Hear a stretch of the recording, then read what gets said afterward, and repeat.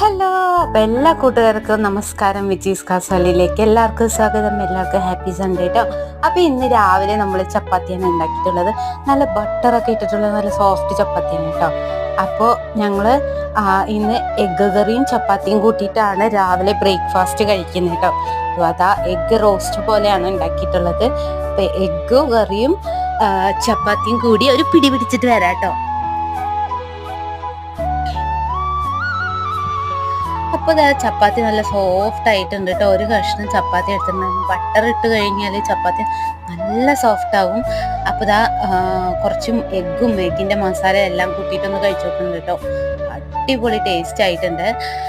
അപ്പം നിങ്ങളുടെ breakfast എന്താണെന്നൊന്ന് comment ചെയ്യാം കേട്ടോ. പിന്നെ ഞാൻ ഫ്രിഡ്ജിൽ നിന്ന് 2 ഐസ് വെച്ചിട്ടുണ്ടായിരുന്നു. കുറച്ച് ഐസ് വാങ്ങിയിട്ടുണ്ടായിരുന്നു. അതും കൂടി കുടിച്ചിട്ട് കഴിഞ്ഞു കേട്ടോ രാവിലത്തെ ബ്രേക്ക്ഫാസ്റ്റ്. അപ്പോൾ